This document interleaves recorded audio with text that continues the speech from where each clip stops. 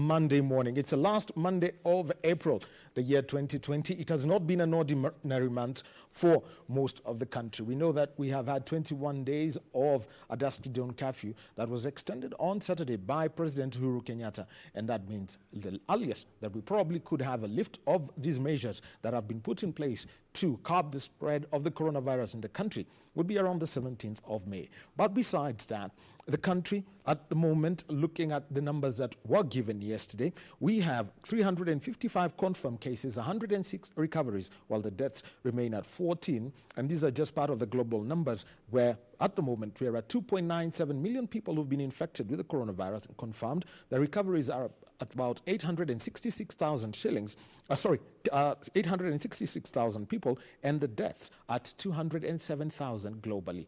And to keep up with what has been, put forward so that people would know what the coronavirus is, what COVID-19 is, let us take a look at our coronavirus fact sheet. And you see, the continued spread of COVID-19 across the globe, despite a raft of measures put in place to contain the contagion, has left many with unanswered questions. The disease can spread from person to person through small droplets from the nose or through the mouth, which is spread when a person who is COVID-19 positive coughs or exhales. Let's take a look at this fact sheet.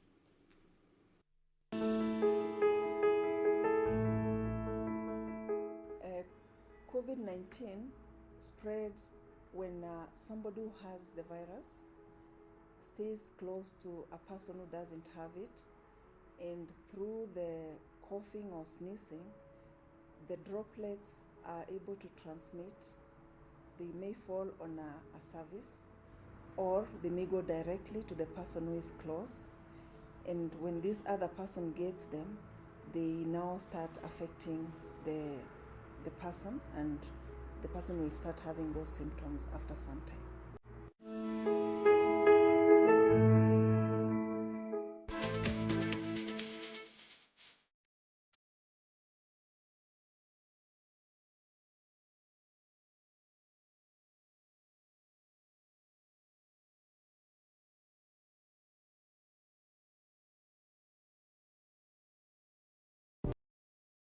Well, that is our coronavirus fact sheet. And now it is time for us to take a look at what our reporters will be covering today. And this is our diary. We can take a look at first the Kenya Medical Practitioners and Dentists Union will be giving a briefing on how the medical workers, the healthcare fraternity, is dealing with the COVID-19 pandemic, and also updates on the coronavirus situation in the country that is expected this afternoon at Afia House. And also we have got the Private Sector Alliance who are going to be speaking about food security during the pandemic, and this is going to be done at Mombasa Road, and also speaking to our reporters in Mombasa and Kisumu, giving us an update on how people at different places in the country and the different counties are working around to ensure that the contagion is contained.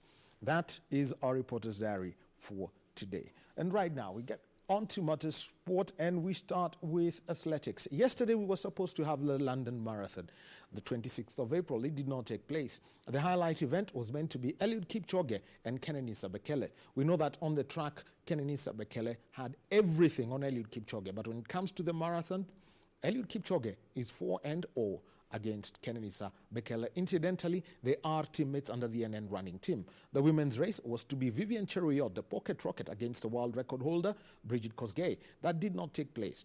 But it was also going to be one of the events where some Kenyans, recreational runners, people who are referred to by the World Marathon Majors as everyday champions, were going to participate in the event. And when we talk about Kenyans and marathons, just mention two elite athletes, Edna Kiplagat and Emmanuel Mutai. They have participated in all the World Marathon Majors. We're talking about Tokyo, Berlin, London, Chicago, New York, and Boston.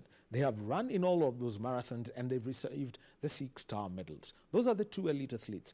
But there are people who you meet on the streets every day, you interact with, who've done that. And we are going to be speaking with one person who's got a 6-star medal. She earned it last year. We're speaking about Avani Shah. She's one of the other 6 ordinary Kenyans who have picked up the 6-star medals from the World Marathon Majors. The others being Felicita Kagwanja, Jackson Degwa, James Waliaula, Caroline Ongeri, Edward Mungai is the other one. They're all recreational runners who participate in the various marathon majors at every point of the year.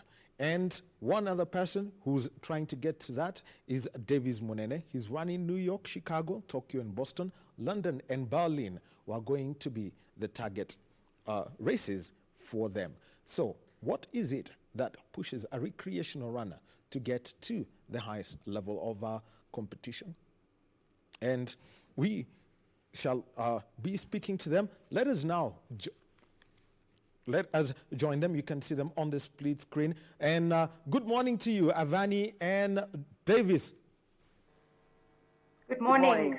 All right. I will go ladies first. And Avani Shah, you have successfully completed all the 6 races. And it was a journey that took you 3 years. Started in London in 2017, doing 2 marathons in 2018, and finally, it was in Boston last year that you finished. Avani, you could tell us your journey going through this, and also, you could also show us the 6-star medal that you received from the World Marathon Majors. We can start off with the 6-star medal. Can see it. Very brilliant. Yes. Actually, my journey started in London in 2017. I had no intention of doing the 6-star. All my family members always thought that London Marathon is the only marathon in the world that exists. So I just wanted to tick it off the bucket list and show all my family members that, yes, I have completed London. And once I finished London, I met a 6-star finisher who was so inspiring. I didn't know what this medal meant. So when I met him, and he showed me and told me what this medal was about, that's when all the goals started. I'm like, I want that bling. So from I went on to do Berlin Marathon in that same year, 2017, and it followed on from there, one marathon after another. And for you, Avani, which were the most difficult marathons? I remember last year the conditions in Tokyo were not some of the best, and eventually clocking 4 minutes, 37.28 seconds. Yes, Tokyo was really difficult. It was really, really cold. As we train in Kenya, I don't think we ever faced such cold conditions. My fingers were numb. I had gloves on my hands, which were completely wet. I'd carried on throwaway clothes, which I ended up running with. I wore a shower cap to keep my head away from that shower cap and extra clothes I had, I ran with the entire distance. So it just shows that, despite the training we have, we never are sure what the conditions, whether this will be. Funnily enough, I got my best PB in Tokyo with the worst running conditions. Finally, you got your 6-star medal in Boston, and that was last year, 5:42.14. The Boston Marathon last year was not as bad as was in 2018 when Yuki Kawauchi won. But what was it like for you when you eventually got to finish this race at the Boston Marathon, and you got your 6-star medal?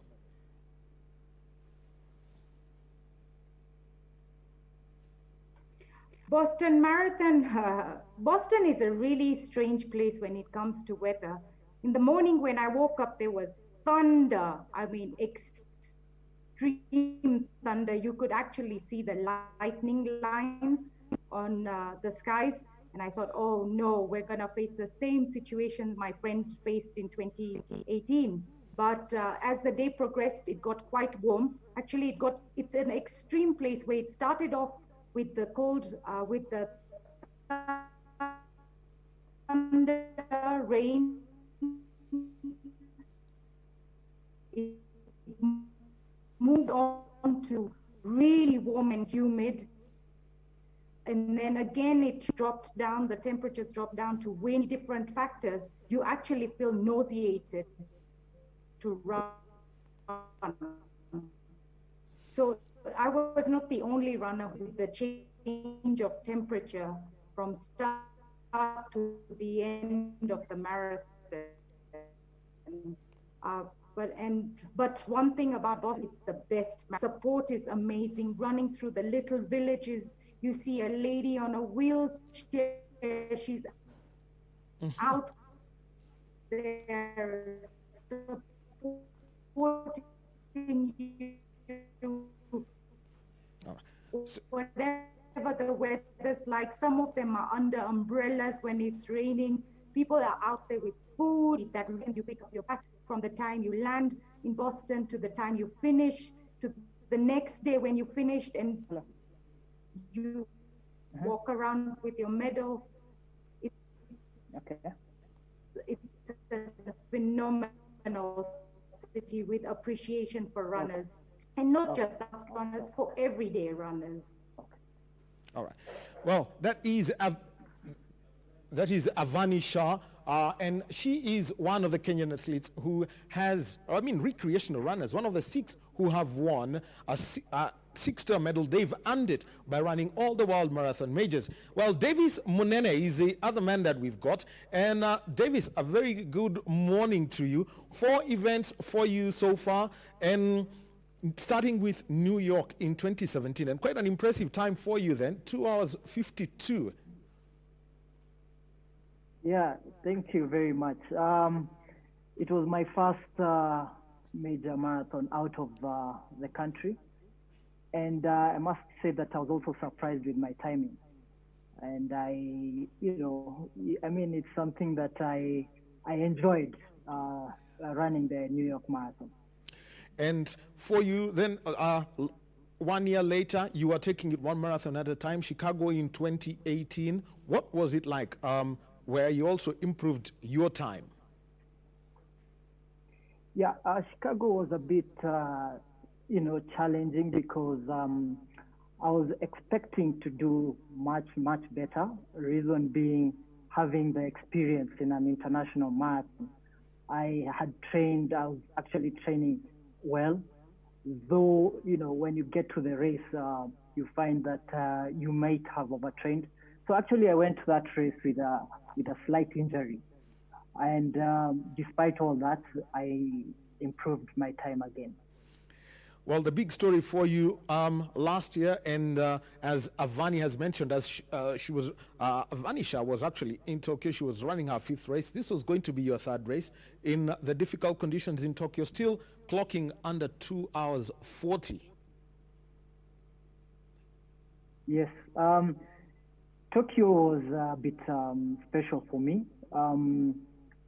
Coming up, I basically that time was a time I'd not thought about running. I think partly because of the condition, which was tough. But if you actually run in a cold condition, and you find that it's slightly different from a hot condition. So yeah, I was happy with the result. Finally, Boston last year, how was it for you? And what was it like, running just about 6-7 weeks after Tokyo and Boston? Well, firstly, it was difficult in terms of planning and planning how to reschedule my the program. I've never done a marathon that close from another one. So, basically you go into that marathon knowing that you have to finish it and you want to do your best. However, Boston, as Avani has said, the conditions were tricky in terms of the weather. We could not predict. I remember the weatherman in Boston saying that it could be worse than what they experienced in 2018. However, the day became much more warmer. And I think due to that, there was a lot of the nausea, which Avani has mentioned. Most of us felt the same thing. We were feeling dizzy. I remember at around 30 kilometers, I was quite you know, it was quite tough for me because I mean it was dizzy. I was dizzy, and I think I was also overdressed because of the fact that I thought the conditions would have been worse as 2018. However, we managed to finish, and it went well. Now, there's something I want you to tell me. For all the athletes who've been there, and because there are two people who picked up 6-star medals last year. First was Caroline Ongeri, and that was in Tokyo. And then Avani picking hers in Boston. And being, for the recreational runners in Kenya, you're a tight-knit society. What were the celebrations like when these two ladies collected their 6-star medals?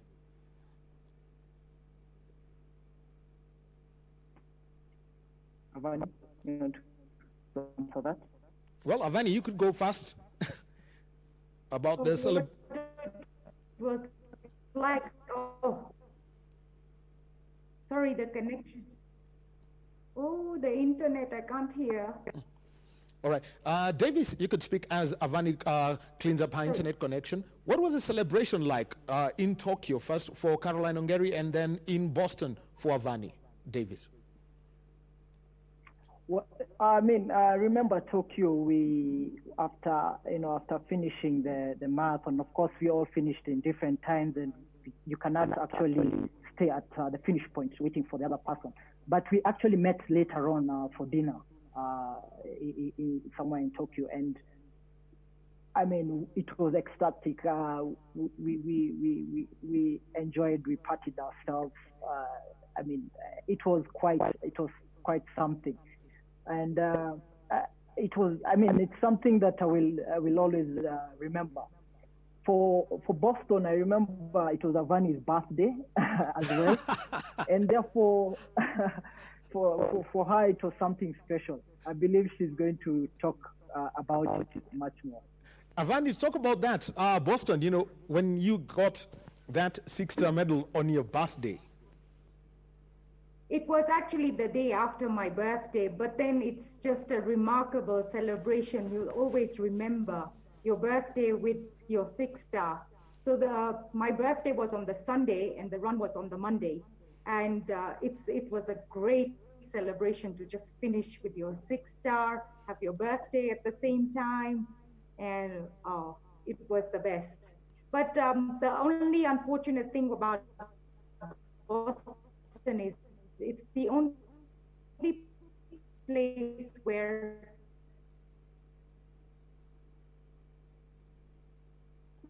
not a lot of us runners can go at the pace, myself, some other friends. So we were at least your celebration to have a big number of people with you. All right. Now, Davis, this is a year when probably it's been flipped for many of you recreational runners who are also going for the 6-star medals. And just looking at the records of the Kenyans who have done 4 or 5 marathons, we would have been looking at now a total of 11 6-star medals in the country. We know David Doe was planning to run London yesterday. Can happen, and the thoughts are that it's going to be an elite-only event if it's going to be run on the 4th of October. And for you, 2 events that you are looking at, London and Berlin in Europe. What were your plans, for this year as you make your journey towards a 6-star medal? Yes, London would have been special for me. I mean, I've been waiting for, 3-4 years to join, and when I actually got the invitation sometime late last year, I was ecstatic. And I said that I'll have to train very well for it. So I was actually looking at performing much better in London. That would have been yesterday. And for Berlin, I wanted to actually even go even much better. But you actually take one step at a time. So you actually move from one marathon to the next. However, I did something special yesterday. I decided to run around my home court area at the full marathon, which I completed in 3 hours, 27 minutes with the support of my family. Okay, now first of all, two things I'd like to mention, because you mentioned about getting the invitation to London, because the London system, with the exception of the invited elite athletes, for the mass participation, they operate something that's close to a lottery. The 3 years, how has it been like for you, trying to get a slot so that you can run in London? Oh my, it's basically nearly impossible to get a lottery to run in London. I understand the probability of actually getting to run London through a lottery is, for every 10 people, you get a chance of probably 1. So it's 1 out of 10. So I've actually been, in the lottery trying to run London through the lottery for the last 4 years, and it's been very difficult.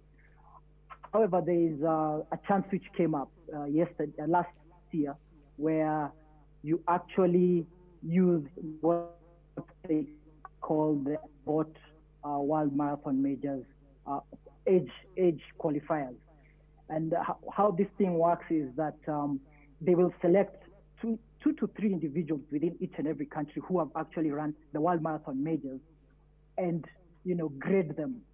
So they'll actually look at your last 2 World Marathon Majors and actually pick the individual with the highest points within the Abort World Marathon Majors.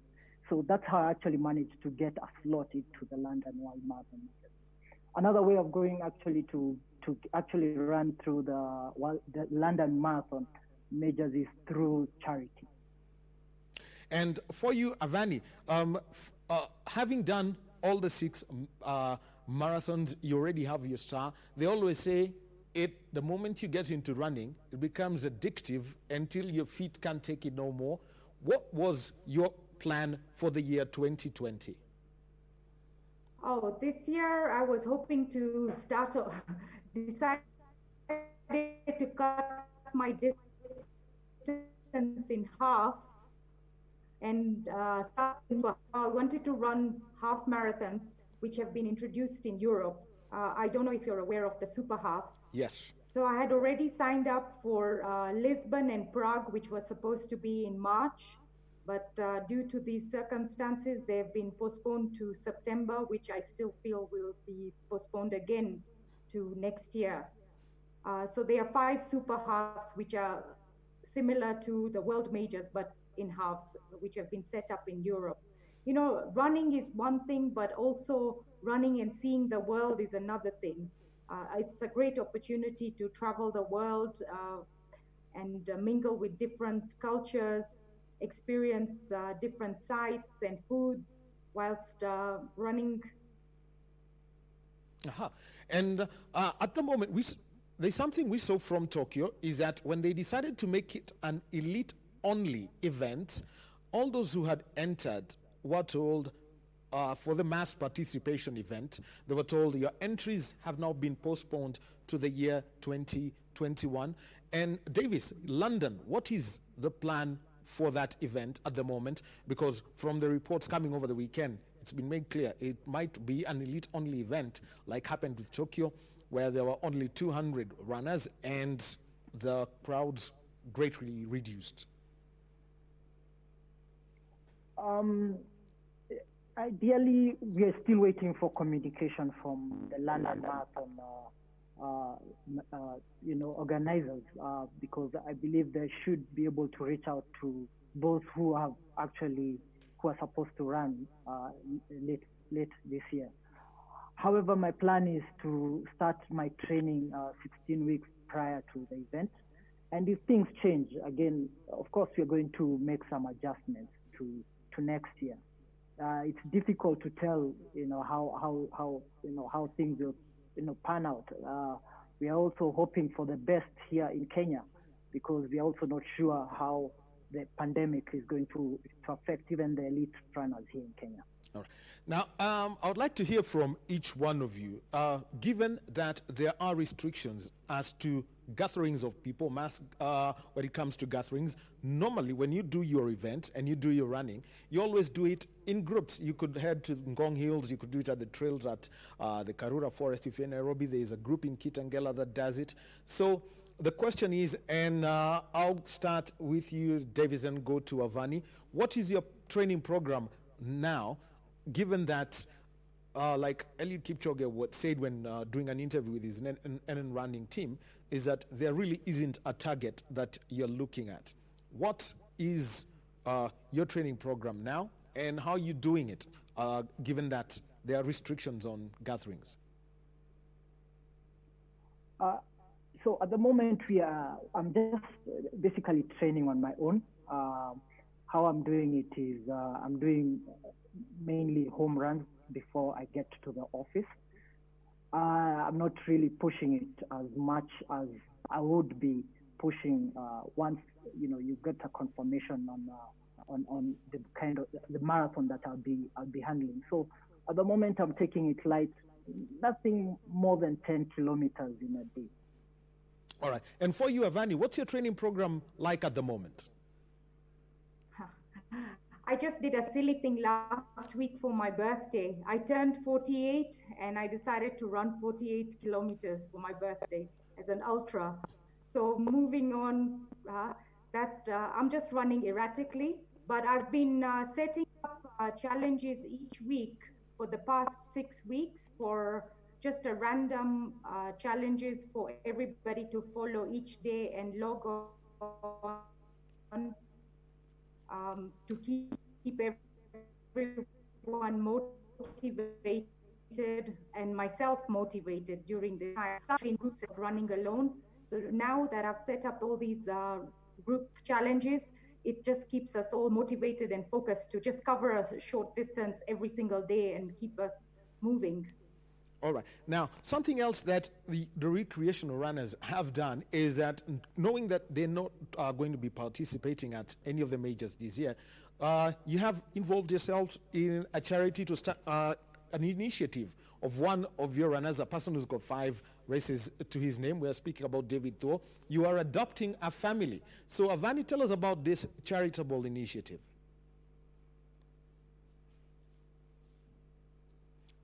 Or Davies, you could go fast about adopting a family. I'm not sure about David. Yeah, David. Yeah. Well, we've not managed to have a meeting in regards to this particular item. But what I can say is that David Pro took the initiative to help come out and do some kind of charity by adopting a family. And we've had other running clubs or other individuals coming together to do this. And we as runners, what we do is that once we see this communication broadcasted in our social media or WhatsApp group, we actually come out and assist in any way possible. And for you, Avani, yes, how you work around the charity events? Okay. For myself, I've had the General's Challenge going on for the last 6 weeks, for which I'll be giving out medals, and all the proceeds that we collect from the medals will be given out for charity to help with the COVID families who don't have enough food, for some frontline workers, and I shall also give some to Shoe for Africa. Well, looks like we may have lost Avani, yes. But let's get back to you, Davis, as we speak about this. For the recreational runners, what's a message that you'd like to give them at this time, and as they prepare maybe to go on and pick their medals, and we hope to get to a dozen sometime early next year? Yeah. Well, I can basically advise them that they should just go ahead with training. Mostly it's difficult to train on your own. However, with the proper mental attitude, you can actually, go farther than what people are used to. My belief is that you first have to set yourself a mental goal. For example, if you're going to run, if you're going to say this week I want to be running 10 kilometers each day, then that's a goal that which you need to wake up and be able to achieve. And as they prepare towards their other marathon goals, it is good to set up a time plan on how to go about achieving these goals. And again, I'll always say it's about the mental, and thereafter the training. A progressive training program will work for them. Avani Shah, we want you to do something. You display again your 6-star medal, because there are only 8 of them in Kenya, and you're the holder of one. I know already Davis is getting a little bit jealous and says, I want one too. And it's, that medal has got the identity, the logo of each race. So you could, tell us about each of the races that is there and the World Marathon Majors logo that's on the 6-star medal. Yeah.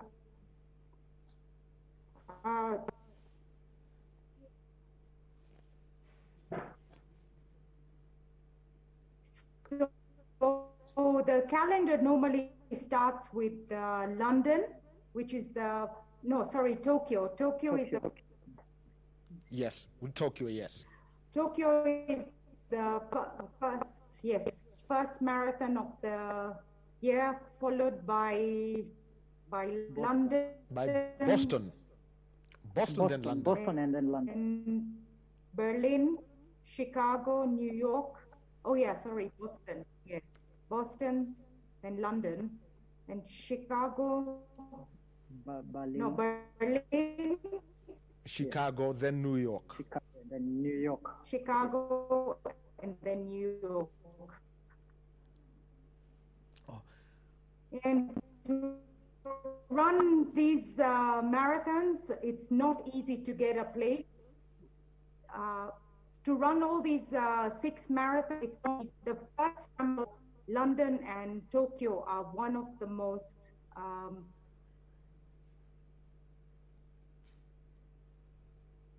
All right. Looks like we've... yes. Yes, Avani, you're back. You can continue telling us about London and Tokyo being the most difficult to get slots in. Most difficult. London most difficult to enter, and Boston, but I managed to get in through a tour company. But even that, it took me from 2017 writing to so many different people, so many different tour companies, because Kenya doesn't have any affiliated tour company that takes any package tour. Denmark, Sweden to get us through a UK tour company. And 3 of the marathons that I ran for with the 6 world majors have been for charity. That was London and Berlin. This running is one thing, but it gives you a great opportunity to also help society, different charity groups. It also gives you an insight of different people doing different things to help out charities. So, running alone for yourself is just one satisfaction, but when you give back to society, it brings you a different kind of satisfaction. All right. Thank you very much, Avani. Now, Davis, a final word from you. Well, I would like to tell all the viewers and listeners out there that anything is possible. When I started to run, I didn't know I'd actually run a full marathon one day. Therefore, it's one step at a time, and once you're there, it's good to give yourself a challenge and, always try and, get to a higher challenge. And that way you actually feel that you've actually accomplished a lot for yourself. All right. Thank you very much, Davis Munene. He's run 4 major marathons, and Avani Shah, the proud holder of a 6-star medal from the World Marathon Majors. Thank you for joining us this morning and encouraging us. And stay safe. And congratulations, Avani. And we wish to see you get yours too, Davis. Thank you very much. Right. Thanks for having us. Right. Avani Shah and Davis Munene, recreational runners who have made their mark on the global stage. We shall now join our reporter, Edward Kabasa, who's at the Kenya Medical Practitioners and Dentists Union briefing on how they are tackling the COVID-19 pandemic in the country. Let us listen in to this press conference. Good? Okay. Thank you, members of the state. Welcome to this our weekly press briefing as can be due. I want to highlight a few things before I invite our SG to give the official union statement. First, we want to tell Kenyans that as can be due, we continue to sympathize with the situation and we continue to work together in ensuring that every Kenyan is safe and every Kenyan is protected. Because as per our Hippocratic Oath, it is our responsibility to offer care to everybody who is sick. But as we all know, the doctor treats and God heals. However, we have witnessed a very unique and a very embarrassing situation that is coming from our police in enforcing the orders of containment and the curfew. The police have continued to brutalize healthcare workers who have valid documents from their regulatory bodies. As we speak, there are healthcare workers who have been tear gassed and are sprayed with acid this morning at the Blue Post Roadblock as they were heading to their workstations. We want to tell the police that COVID-19 pandemic is a virus, and the virus cannot be fought with bullets, the tear gas, and everything else. As you are carrying out your duties, we respect your duties as professionals. You equally need to respect the duties of other professionals. This is a war against an invisible enemy, which is a virus. And this virus is being fought by healthcare workers. This is not a war of bullets and heavy machinery that we have seen this morning.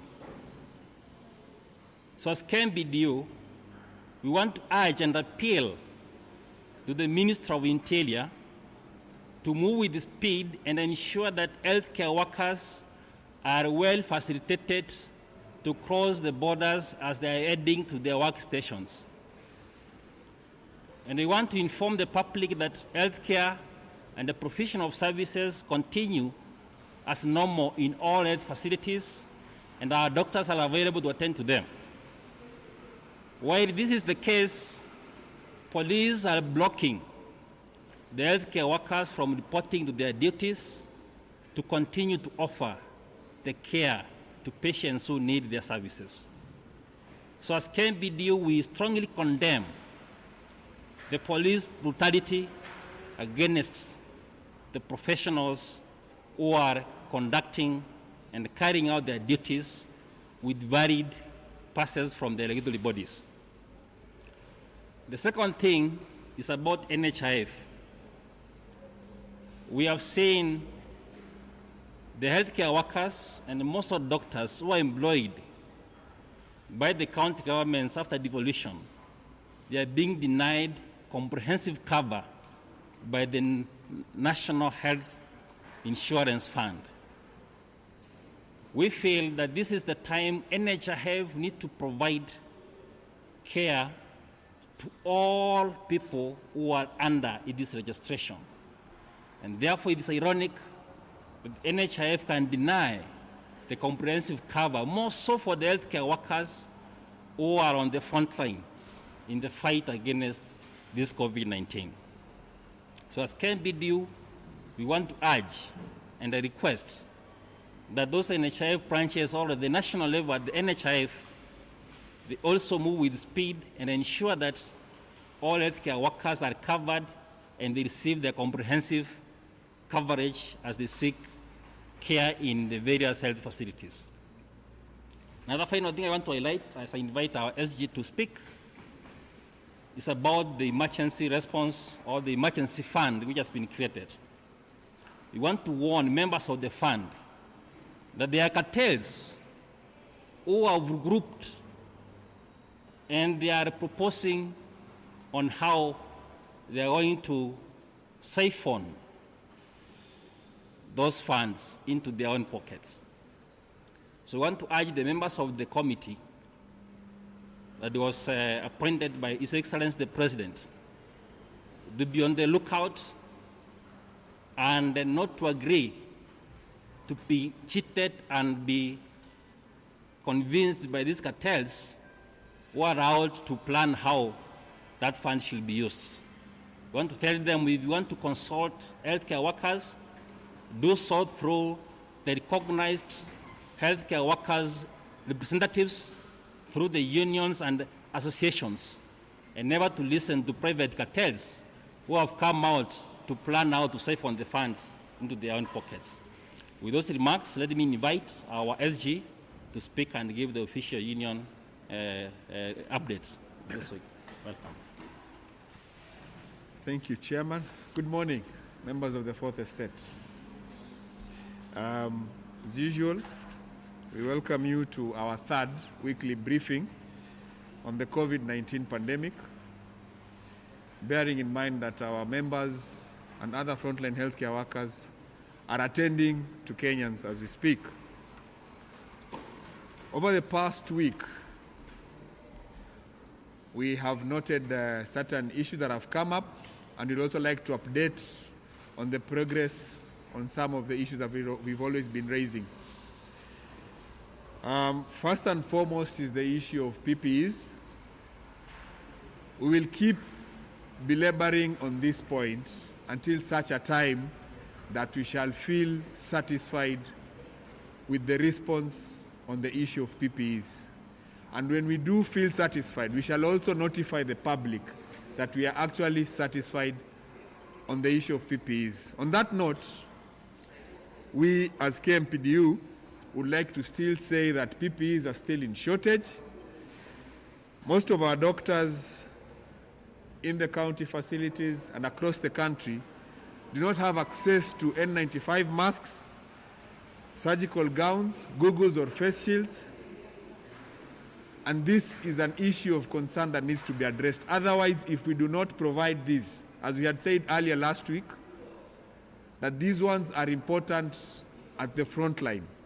For those not seeing the COVID-19 patients, but for prevention, our healthcare workforce is so strained that we cannot afford to have healthcare workers infected and undergo quarantine at this point in time.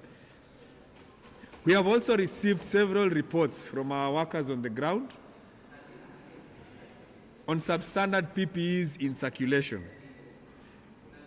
And our recommendation, and we urge the government to ensure that all PPEs that are being distributed across the country be subjected to the stringent quality measures specified by the Kenya Bureau of Standards.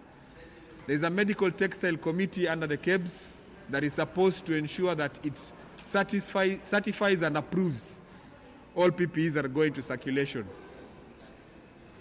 And equally, we urge all healthcare workers to be extra vigilant, to report and reject any PPE that is of low quality, because this will pose a danger to themselves.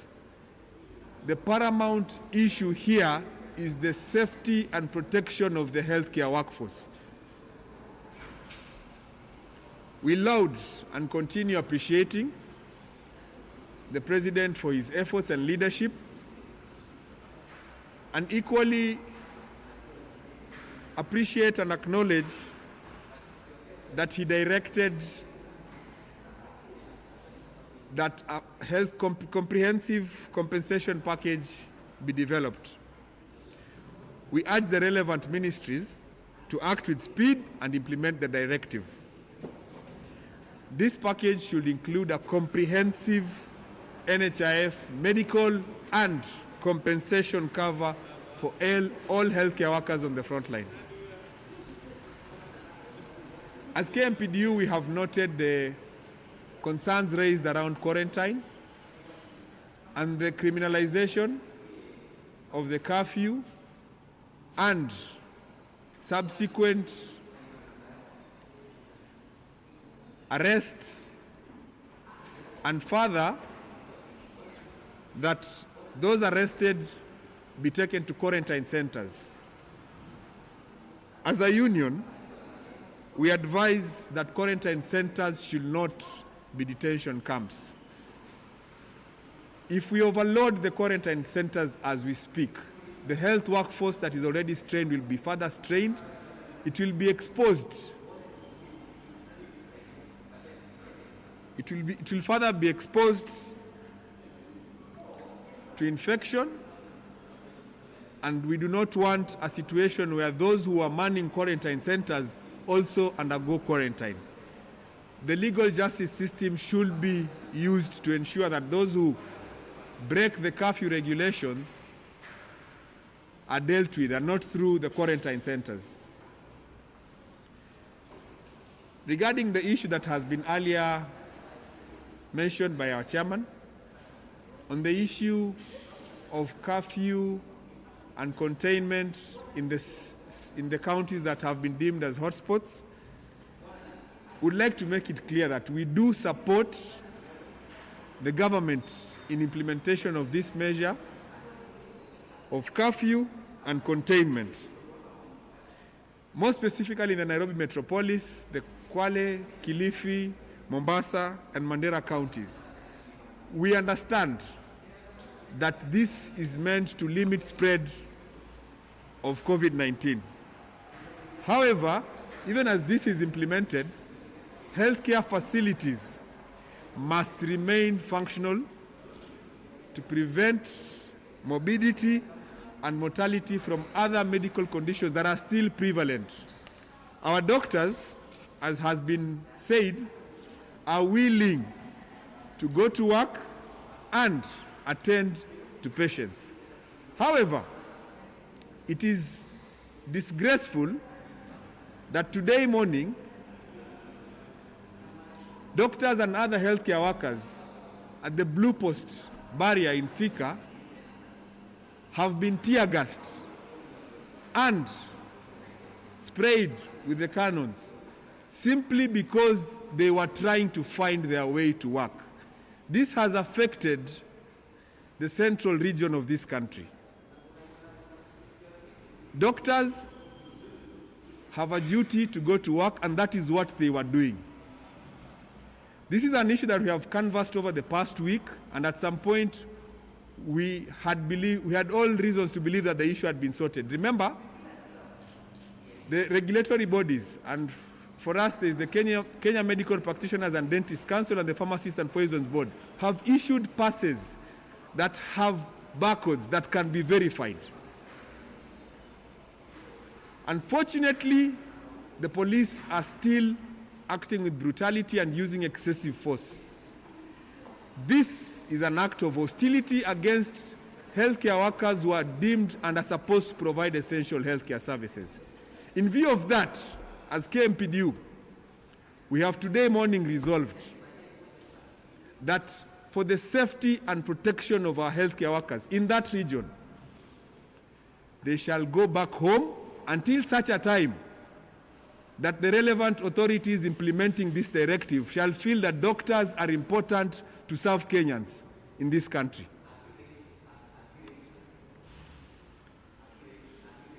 Unemployment, we are all aware of the adverts that went out. It's been now 2 weeks.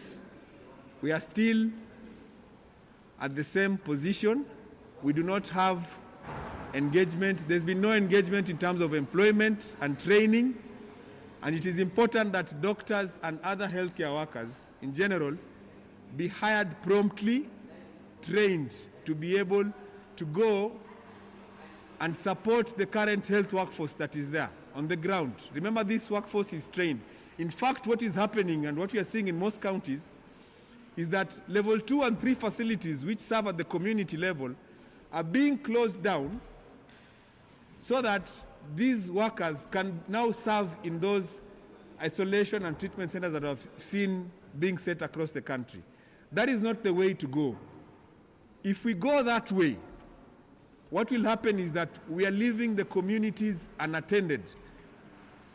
And communities and Kenyans still deserve to be served normally the way they are normally served, even in the context of COVID-19.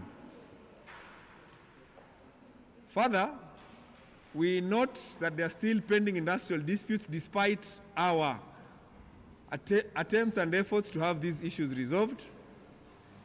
We are glad that today the Court of Appeal is going to give a ruling on the Kirinyaga court case and the industrial action in Kirinyaga, and we hope that it shall be a favorable ruling so that the workers who went out initially due to issues around occupational safety and health, and when at that point in time when certain workers had actually contracted diseases such as hepatitis, they were unprocedurally dismissed.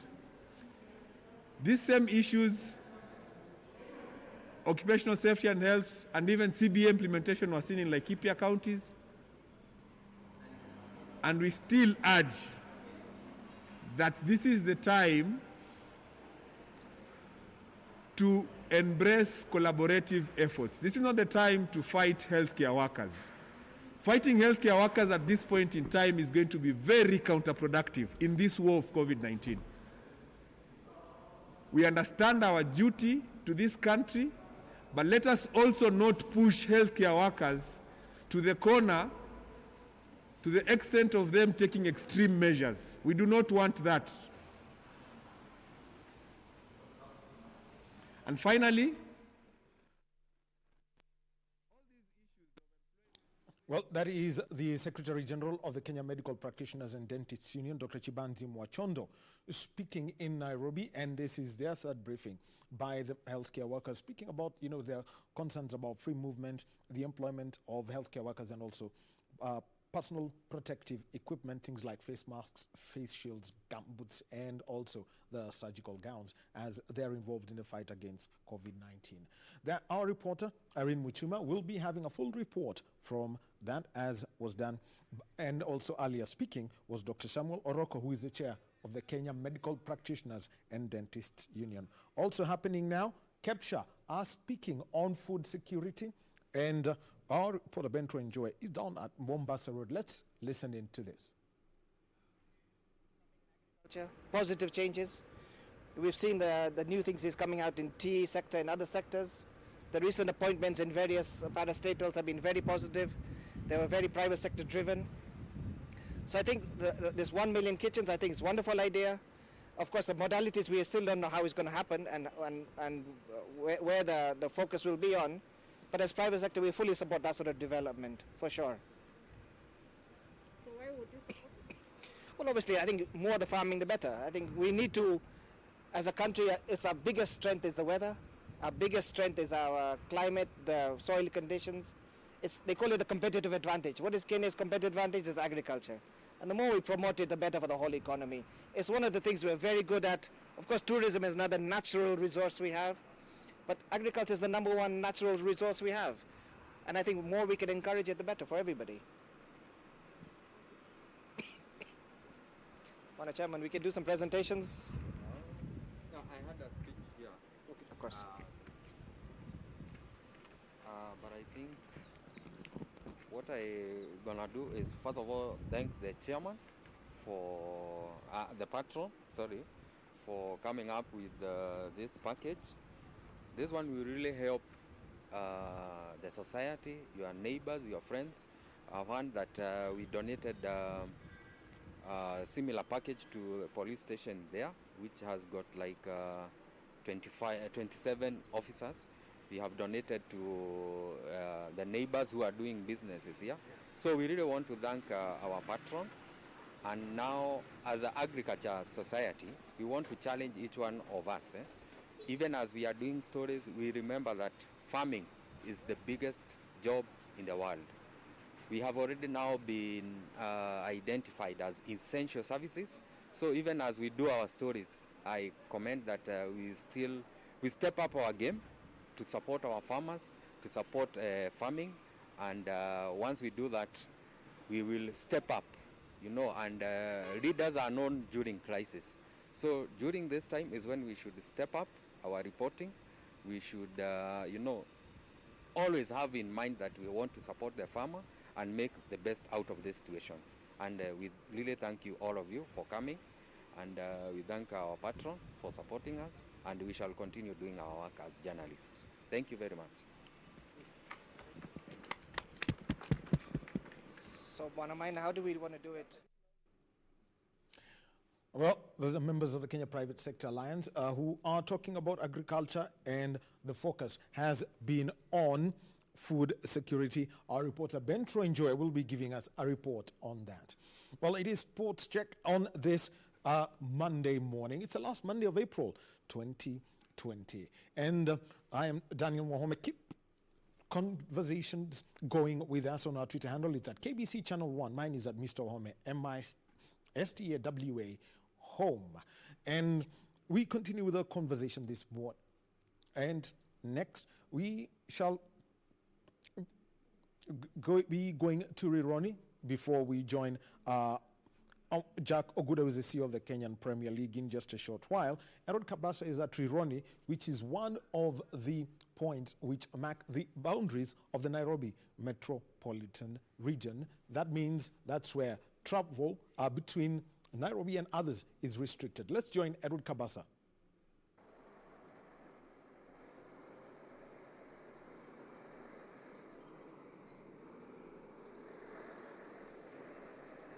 A very good morning to you, Daniel Wahome.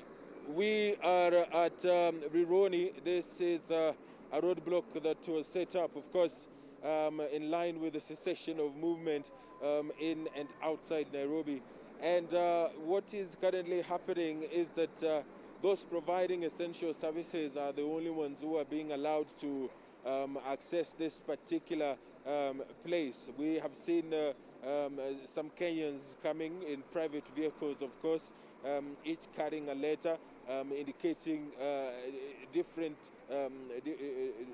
issues that they ought to solve outside and inside of Nairobi. But the police here who are manning this particular roadblock have been very vigilant and strict on movement, that only those who have special cases, they're the only ones who are allowed to pass this particular roadblock. The cessation of movement has been extended by a further 21 days, as well as the 7 p.m. to 5 a.m. curfew for another 21 days, of course. And this is it's aimed at ensuring that the country is able to curb the spread of the coronavirus. The president did come out and pleaded with Kenyans to be responsible and ensure that they protect each other, they protect one another, to ensure that the numbers that we currently have of those who have contracted the virus does not surge. And as you can see on your screen, that is a family that is going to bury their loved one. Of course, the government has urged Kenyans to ensure that those who participate in such processes are immediate family members, and the numbers has been limited to 15. They came here. They have not spent so much time here. When we were coming from Nairobi, we arrived almost at the same time, and they have been able to show the police that indeed they are attending the barrier. We don't know exactly where they are going, but they are among Kenyans who are being allowed to access this particular roadblock which has been set up at Rironi.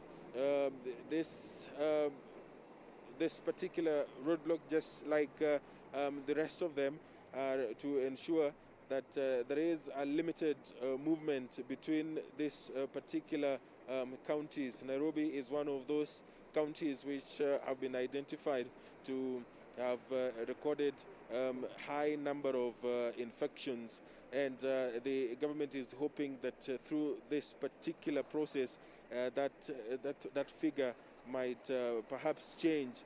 The government has already embarked on testing of Kenyans to just ascertain how many are indeed infected, and with such kind of processes, then the government probably will be ensuring that it is able to curtail or stem the spread of the coronavirus. And just on your screen, those are trucks. Of course, some of these trucks are carrying food, basic commodities that the government has allowed to be moved within the country. And of course, one of the things to note is that the trucks are carrying a maximum of 2 people, a driver and an assistant. That is the maximum number of people who are allowed to board these trucks. So any number above 2 is illegal, and you have to show cause as to why you are 3 of you in that particular truck.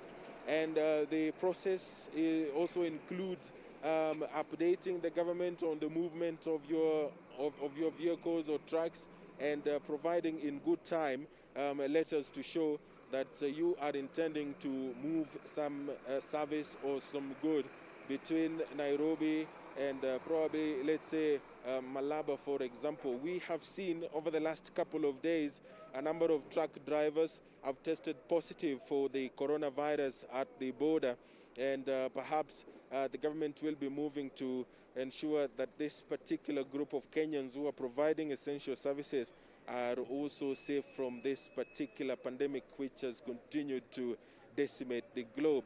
The numbers of those infected by the coronavirus continue to climb exponentially, and a lot is perhaps going to be done to ensure that these figures do change.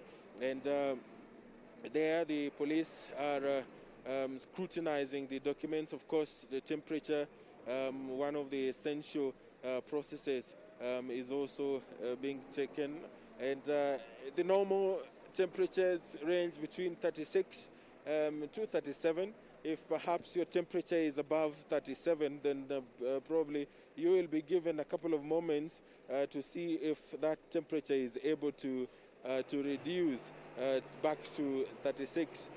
There have been also concerns that perhaps temperature is not the best indicator of COVID-19, but it is a process that the government has maintained, and everywhere you go, including this particular place, you have to get tested. That temperature has to get tested.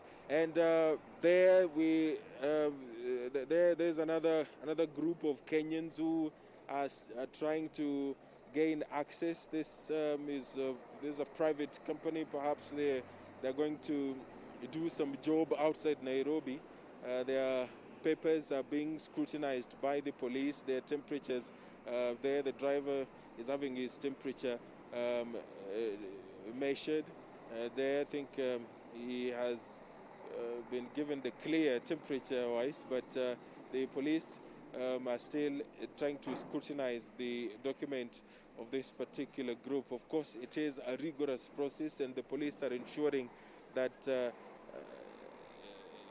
no one who has, nobody is able to move between these two counties because it is essentials only. So the process has to be as rigorous as possible. We have also seen some Kenyans trying to gain access on food. The police have been very strict with them, and questions are being asked. You're asked to show your ID. You're also asked to explain where you're coming from and where you are going to. And we have seen a number of Kenyans being turned back. The police saying that they are not part of the essential group that is supposed to be allowed to access this particular roadblock.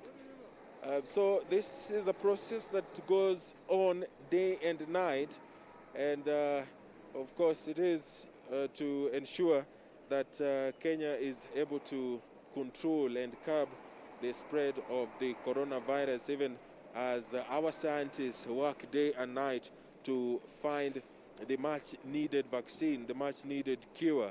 Currently there is no cure for, there is no known cure for COVID-19, and probably in the next couple of months the world will find some reprieve and a vaccine will be found.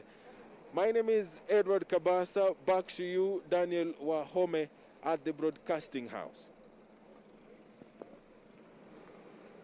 Well, that is Edward Kabasa, who's at the Rironi point, where there has been a roadblock, and this is one of the places along the Nairobi-Nakuru highway where access is now restricted, depending on whether you want to get into the Nairobi metropolitan region, that is, as you get into Limuru, or if you want to drive past towards Nakuru, Naivasha, Mai Mahiu, Narok, you can mention all those places. That is one of the places where if you do not have the correct documentation, then you will not be allowed to access. Only truck drivers or those who are offering essential services or those who have been cleared by the Interior Ministry are allowed to pass through those points, getting in and out of the Nairobi metropolitan area. The others being at Small World on Mombasa Road. The other one is at the Del Monte point, that is on Thika Road, and also there are other points around Isinya, Kitengela, and all the way going down to Ngong that connect this Nairobi metropolitan region. We continue with our conversations, and this time round, we're getting into conversations about football, and we're joined by the Chief Executive Officer of the Kenyan Premier League, Jack Oguda. Thank you for being patient, Jack. Very good morning to you. Good morning to you. And yes, Jack, first, on Saturday, President Uhuru Kenyatta made the announcement that there has been an extension of the cessation of movement within Kilifi, Mombasa, Kwale, and the Nairobi metropolitan region, and in addition now to Mandera County, where the county basically there is no movement in and out of Mandera County. That means another 21 days till mid-May.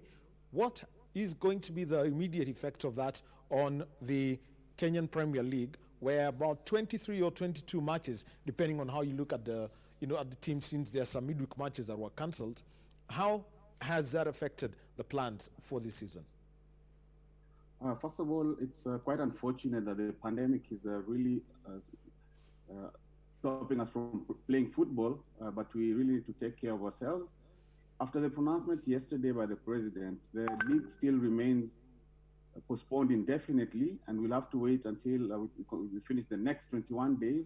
And after that, I think we will be able to make a decision. As you may be aware, there are rules that FKF rules that do provide for league winners, but currently most clubs are focusing on trying to conclude the league. You realize that also FIFA had sent in guidelines on how FAs and leagues could tackle the issue or extending the league further. So that decision will be made after the next 21 days. First of all, I mean, you've mentioned about regulations that have got to do with how leagues are brought to a conclusion, and conversations were there that if you've done 2/3 of the league, for a case, given that originally it was an 18-team league, so I've been looking at 34 matches, we're headed towards the 2/3 point, which means it will be totally concluded or you'd have to look at the midway point. What are the scenarios open now as per those regulations? I think, first of all, our chairman is still thinks that we will be able to conclude the league because we only have 10 rounds, which requires a month or so, a month or 2 weeks to conclude the league. And the clubs feel that it's better that the league is concluded as we hope that the COVID-19 will end.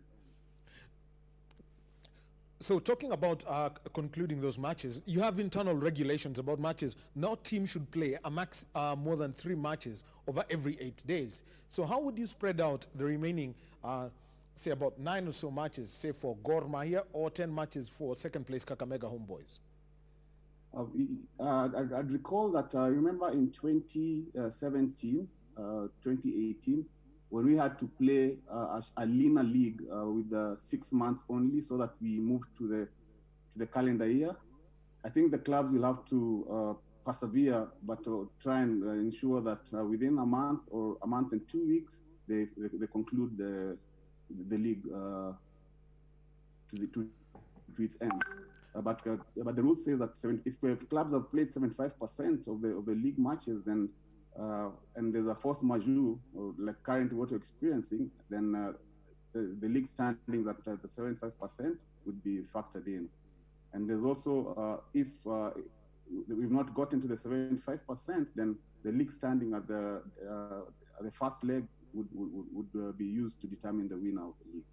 So that means you would be looking at the first 16 matches of the season. Yes, first 17 matches of the season. Well, considering that Sony Sugar dropped out, so it makes it difficult because you've got an odd-numbered league, something that's not quite common anywhere in the world. Yes, they're already relegated, so we still have one more direct relegation, and then the third from the bottom will play a playoff with the third on the NSL log. So as this is being organized, we've got to also factor in that the FKF Shield competition was also going on. So how are you working with the federation and to ensure that clubs that have got commitment in the Shield competition in the league are able to balance out the fixtures that may be lined out once once football comes back to action? First of all, when we do the fixtures for the season, we always factor in the FKF tournaments and the CAF tournaments. As of now, CAF has also postponed most of its calendar days for national teams and club football, and the FKF has already also postponed the FKF Cup. So we will have to work with FKF and ensure that there's a smooth transition if the league is going to be played to its conclusion.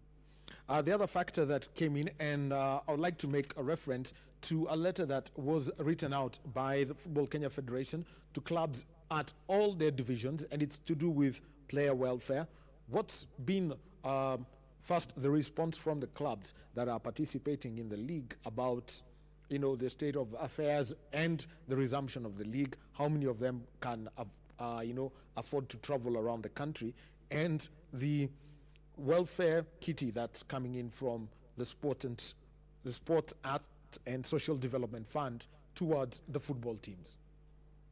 We appreciate that the government is considering to support the players, which is quite positive on our end, and the technical bench, because they've not earned, most of them have not earned salary for the last two months or since we stopped playing the league. That is a good gesture by the government, and we hope that would be done pretty soon. And in regard to the FKF letter, the clubs are already keen. The KPL clubs are already keen on concluding the league. So I think that's the position we are at the moment. And FKF would also now ensure that the NSL and the other leagues are concluded, or they apply the rule as stipulated in the rule book.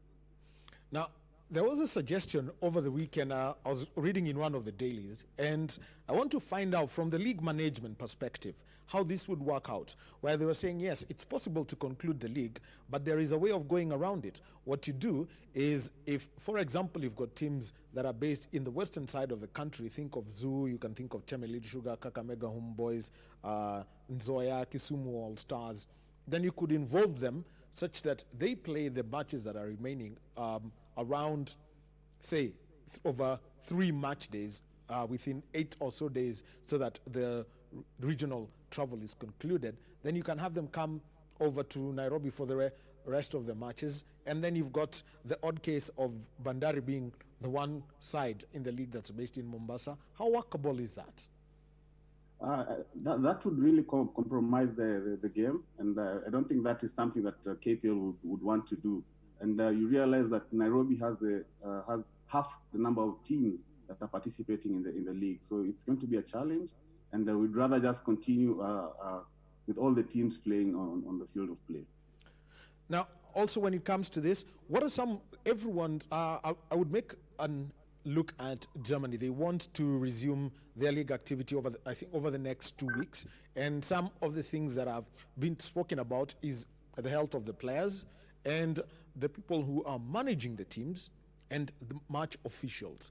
What are the plans that you have that once it's announced that the league can resume, football activity can resume, what are the measures that are being put in place by the league for the safety and also the health of those involved? In regards to measures, FIFA has already sent directives on how to handle the matches that will be going ahead, whether the leagues will proceed or not. And we must also abide by the government of Kenya regulations or directives that we are being given during this period of the COVID. So we have to work closely with the Ministry of Health and the government and the sports ministry as well in regard to resumption of the league. You mentioned about the FIFA guidelines. Maybe you could take us through the guidelines as given by the world governing body. They addressed issues on players, how to handle players' salaries, whether clubs can negotiate with their players to either receive a moratorium or receive half pay, work with the Players Welfare Association as well to ensure that the players at least have something during this period.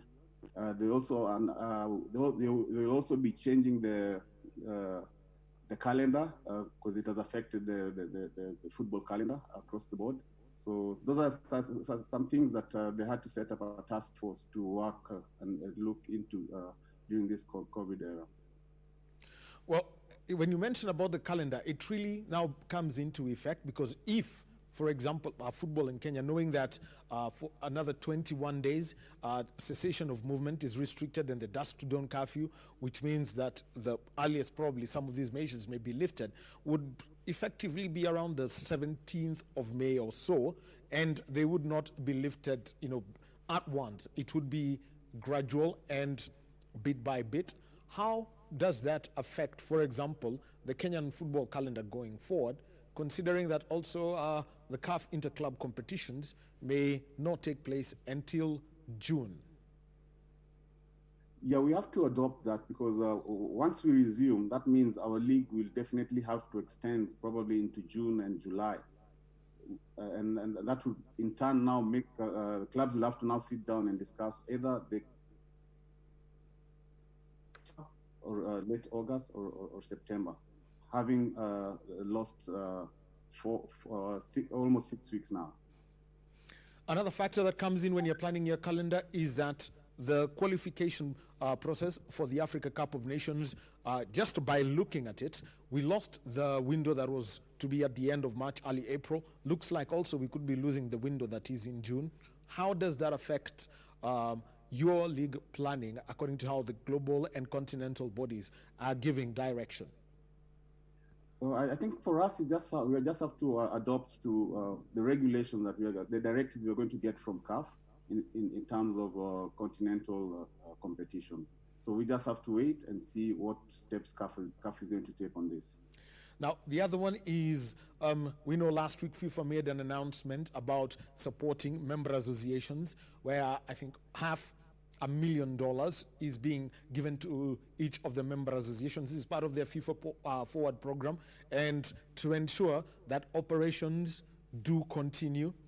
How much collaboration do you have with the FKF at the moment to ensure that there is continuity and until the 2019-2020 season comes to a close from the support funds that have been released? In regard to the fund, I cannot comment much because that is money that is going to go to the federation. So probably they'll have to consult with the KPL governors on how on whether the KPL clubs will be receiving any funds from the contribution by FIFA. Yeah. So Jack Ogudo, the Chief Executive Officer of the Kenyan Premier League, some other matters that we would also like to see, and everyone's talking about, given some of the changes that have come into the league, we know that the immediate former sponsors were there and they had presented a trophy. What are the plans for having a new trophy that would be given to the winners of at the end of this season? Currently, we already secured a trophy, but we do not have a title sponsor. So we are just going to give the league winners the trophy when the time comes. Well, has the trophy been revealed, or when are we going to have a ceremony, even on Zoom or Skype or WhatsApp? I think when we get back to on the pitch, it would be good to also share with you the trophy that we'll be awarding this year.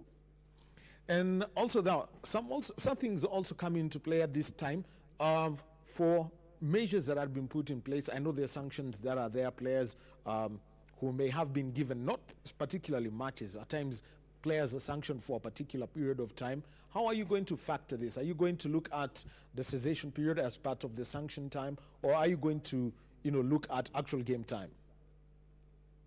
We usually look at actual game time because if a player is suspended, then usually they're suspended in regards to the matches that are coming ahead. So I don't think it's going to be affected with the period that we've not been playing football. So we'll just go with the matches according to the matches and the rounds that are yet to be played. Then the other one that everyone's asking about is that the resumption of sport may come, and it may happen behind closed doors. We saw that the FKF Shield matches, some of those that were played the weekend before, there was the announcement about sporting activities coming to a halt. They were played behind closed doors. What's the direction that you are receiving at the moment before we can say life is back to normal in the stands? I think if we can get clearance to resume playing, we will have to work with the ministry because the Ministry of Sports also closed all sporting events. So we'll have to know how we resume. And I think the issue about on playing under closed doors, I think would be one thing that we can consider as a league. All right. And Jack, at the moment, everyone's talking about the finances in football and ensuring that there's the language that we use is sustainability. When it comes now down to the finances, how much work has been done to secure sponsorship and funding for the league?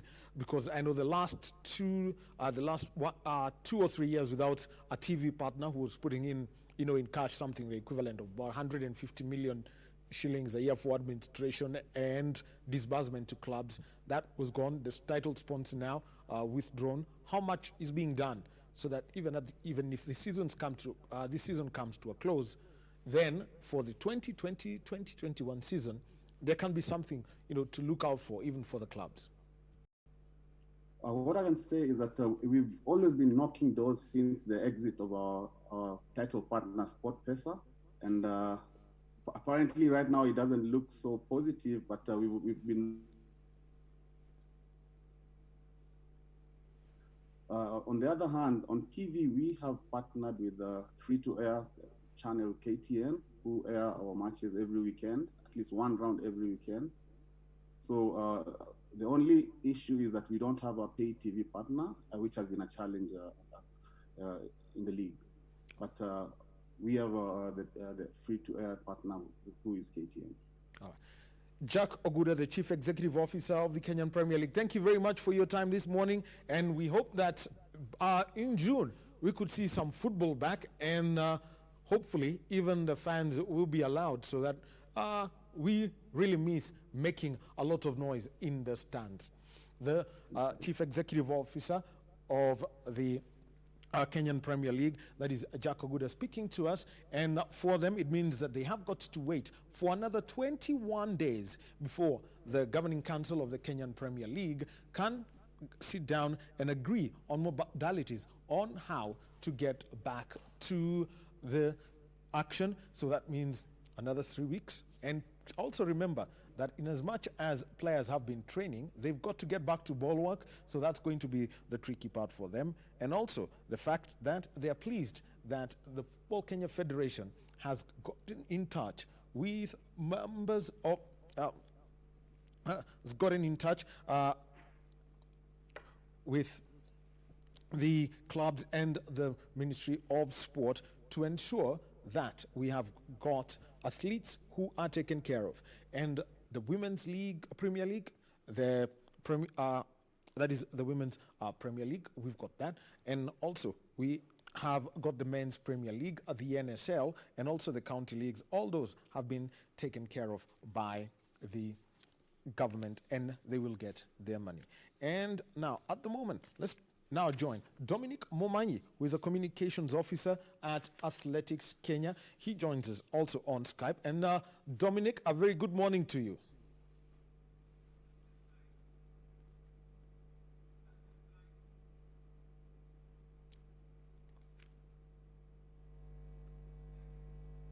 All right. Maybe Dominic may have to take a look at his sound. And speaking about athletics, we know that yesterday we did not get to have the London Marathon, but there were also changes that have had to be made to the athletics calendar, and this has got mainly to do with the postponement of events. We know there is no Diamond League event happening until June, and also there was a change of dates as far as qualification for the Olympics is concerned. So what does that mean? Between April and the end of November, no mark set by an athlete will count. It is only from the 6th of December that those marks will count. So it's those that were set from the 1st of January 2019 to the 5th of April that do count. So Dominic, good morning to you.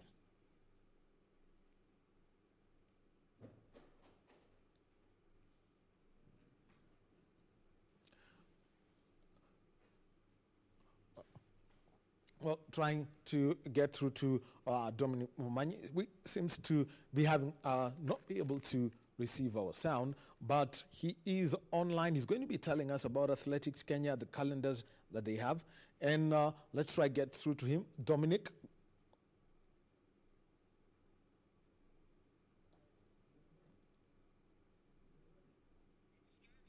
Than the policy that you call the policy is the rationale for the policy. All right. So, all right, Dominic, a very good morning to you.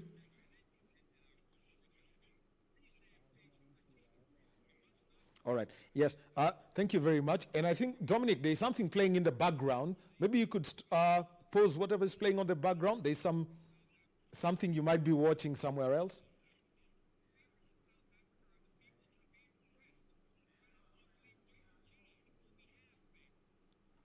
All right.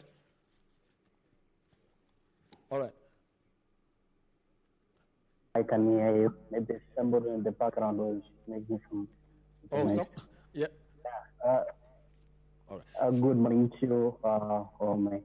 All right. Very good morning to you, Dominic. And looking at the some of the things that have happened over the past few months, we know that the coronavirus stopped a lot of sporting activities. And at least I know for you at a personal level, it's slowed down everything for you. No Continental Tour Gold event that was to take place on the 2nd of May.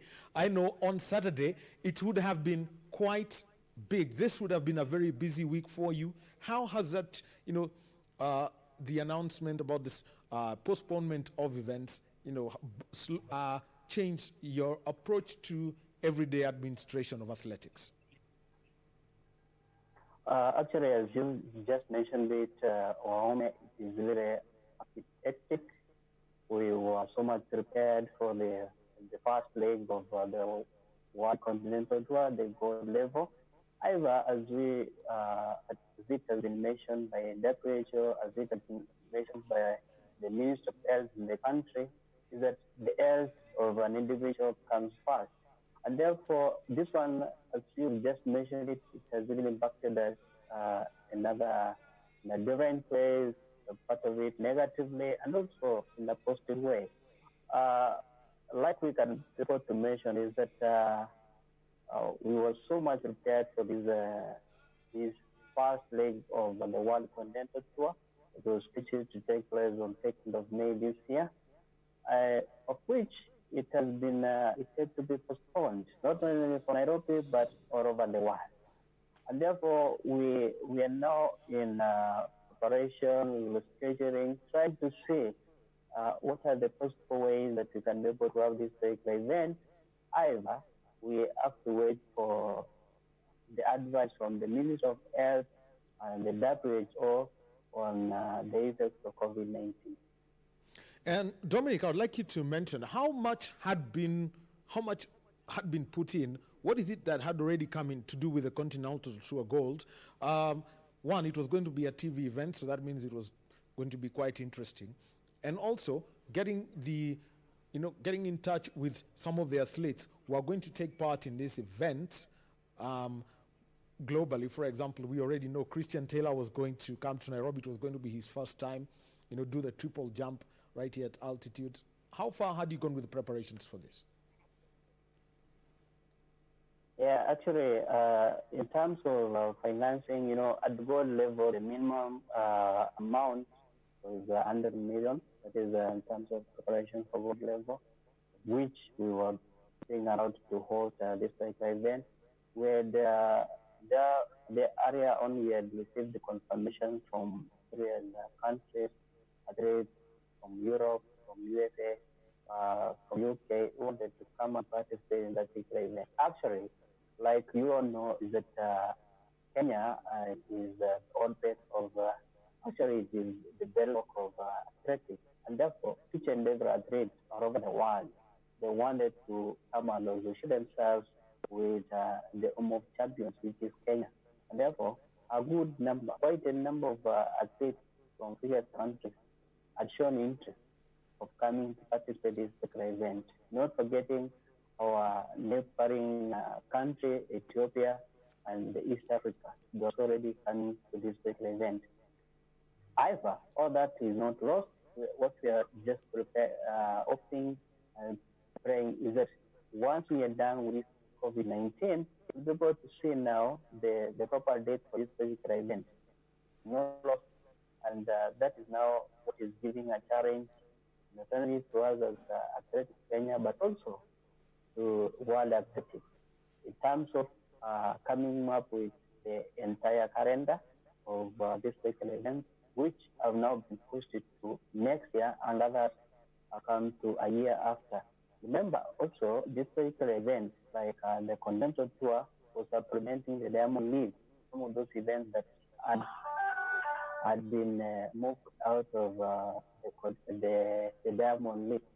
And therefore, now we have to wait until the Diamond League calendar is being prepared so that we can be able to have now a comprehensive calendar comprising of the Diamond League and also the World Continental Tour.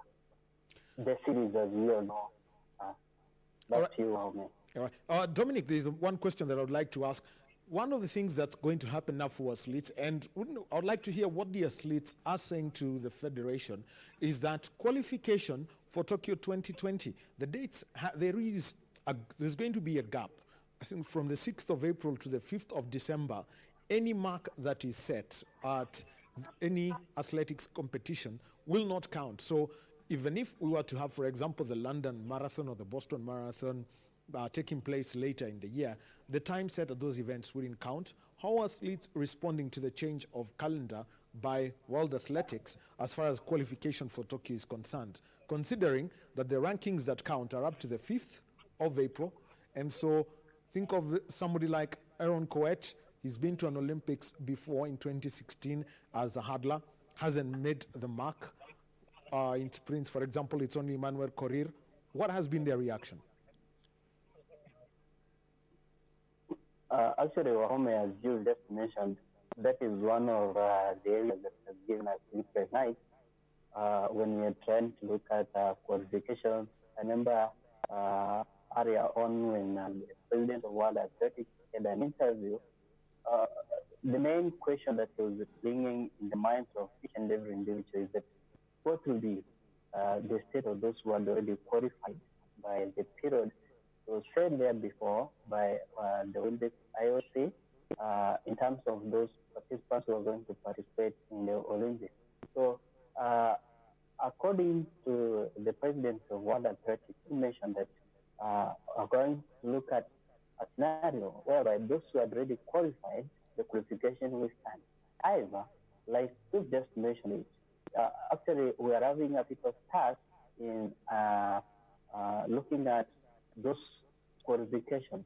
Bear in mind, there are those who are not qualified there before.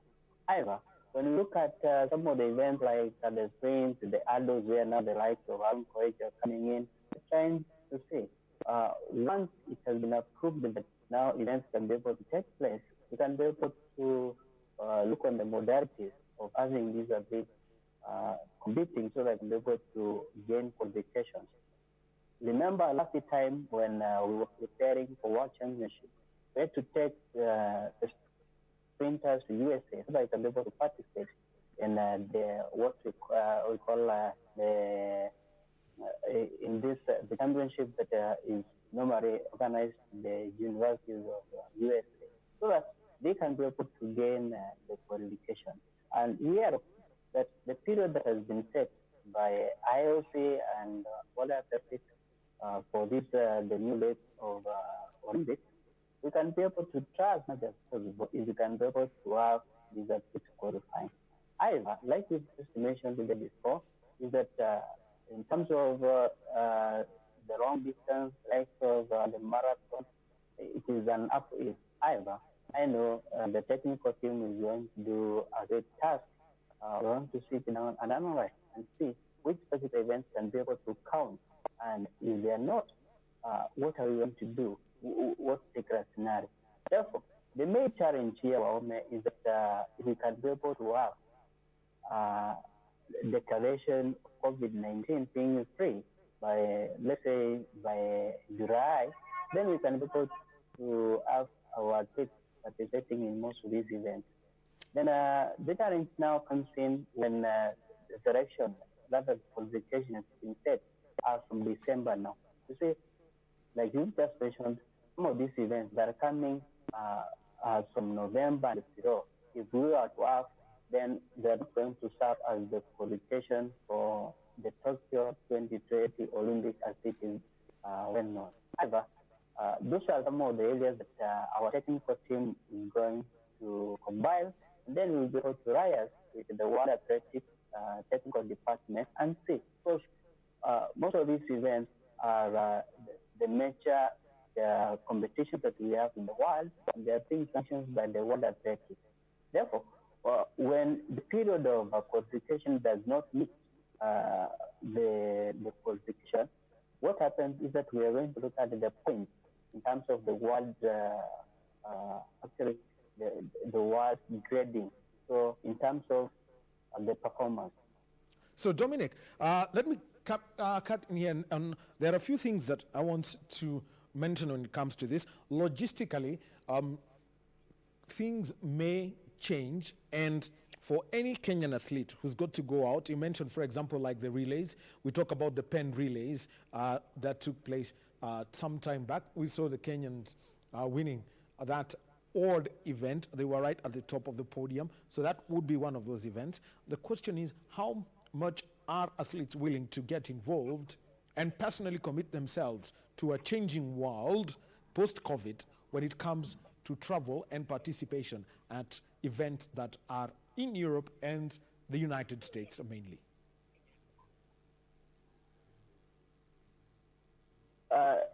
Wahome, like we mentioned about the Penny Relay, which is one of the events that we used to have our trips qualify for the major championships.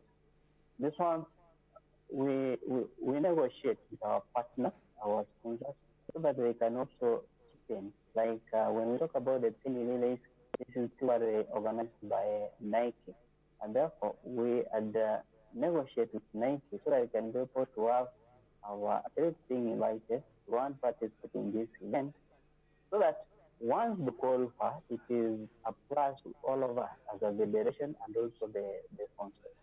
So therefore, when the terms of finance and everything, it is actually mostly it is on the goodwill and negotiation with our partners and sponsors, so that all of us collectively can have our participating with a name of gaining qualification.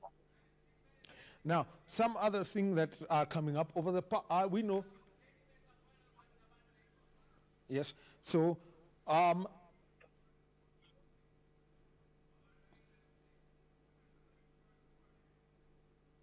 right, we apologize for that break in transmission and also the picture quality in our conversation with Dominic Momanyi, who's a communications officer with Athletics Kenya. We apologize for that picture quality that came through. But let us get back to a conversation with Dominic, and we want to get into a sensitive area. And this, about 2 months ago, the Athletics Integrity Unit, who is basically one of the testing agencies when it comes to control against doping in the sport, was there.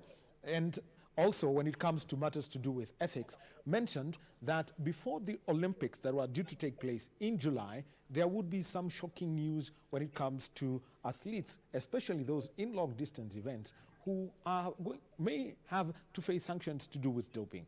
And in December, Athletics Kenya did hold workshop with athletes and did tell athletes, listen, these are the new ways. They know about substances, but also about something, let's say, like the athlete biological passport. How are athletes responding to this? And do they know, for example, the workings of the athlete biological passport, which is more technical than, say, a test for EPO? Thank you, Wahome. This is one of the areas is giving each and every individual, and every Kenyan, or patriots of athletics and the sport at large, a sleepless night. That is doping issues. But apparently, when we talk about the APP, the athlete biological passport, this one, as you just mentioned, it is one of the very technical parts, whereby you cannot be able to rule out the doping case until it is been proven. Because, like we understand when you talk about APP, this one, it takes a longer period. The sample that has been in the factory was quite a number of times. It is being monitored. It is the change in the classification of the blood levels in the body of the athlete. Because some of this, it is thing caused by the change of climate and also. Therefore, most of our athletes have been actually having this particular issue in their mind, and been asking about it. And then we normally tell them to ensure that, first of all, they try to be clean as much as they can. Stay clean, a bit clean, so that whatever the wind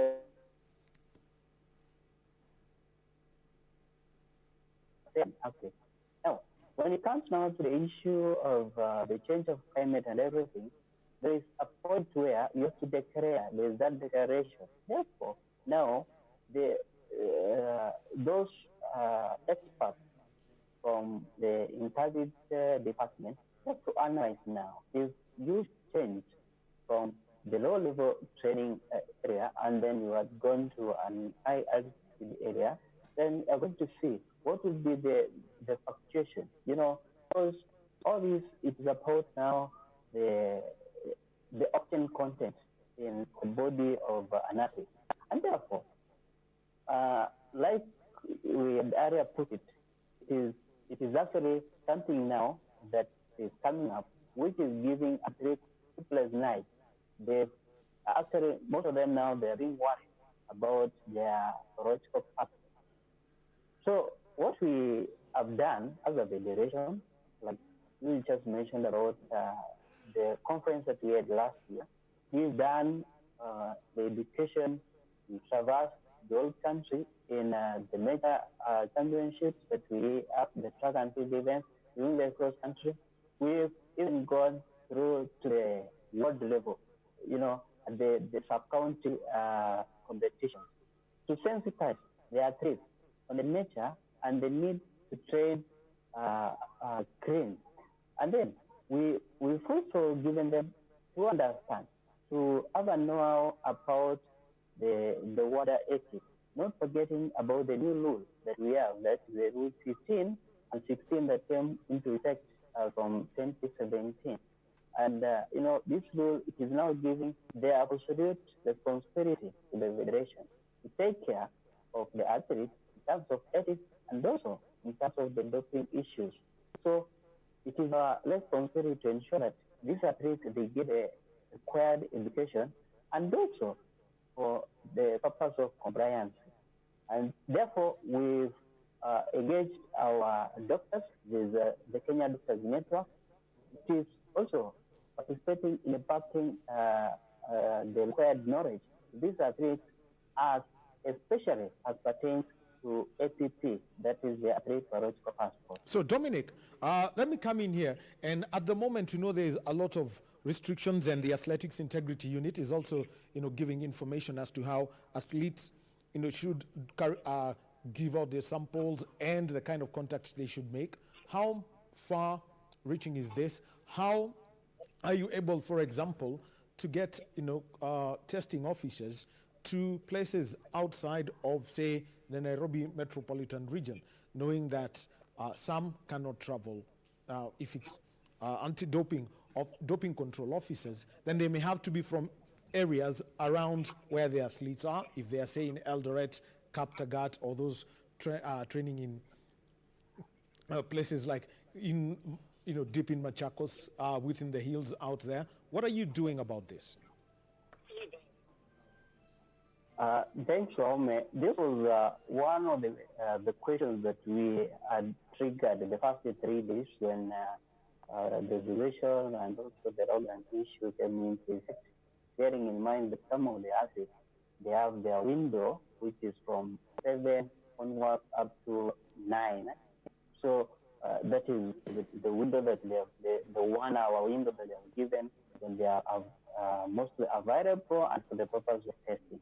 However, we had quite discussion about it with the required agencies, that is the AIU, the DCO, and also now with others. Then it later came to point that it's not an hindrance now, given that of the officers who are doing the testing, those in the testing department, most of them, they are medic. So they are actually classified in the essential service providers, and therefore they are able to explain the security office.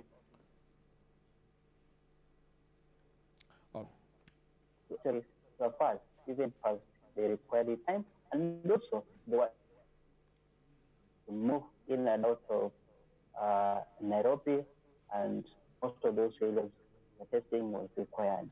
Right.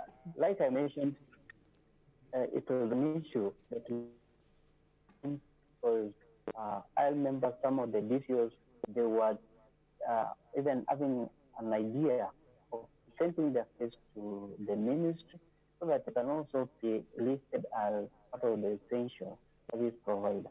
However, given that they are also medic, then yes, all right, Dominic. Yeah, I would like to thank you very much for your time this morning, Dominic, and the insights on the AK calendar and how you are doing and the work that you're doing to ensure, yes, that doping control continues. Thank you very much, Dominic. Well, that has been Dominic Momanyi. He's a communications officer with Athletics Kenya. Wrapping up our sports check segment this Monday morning. And on behalf of those all who made this bulletin possible, I want to say thank you very much. And also, I also want to thank producer Fred Mwoki. And coming up next is Timothy Kipnusu. He's going to be on the Swahili program, Tamrini. That is coming up next. Our sign language interpreter has been Lindy Ogindo. Have a good afternoon.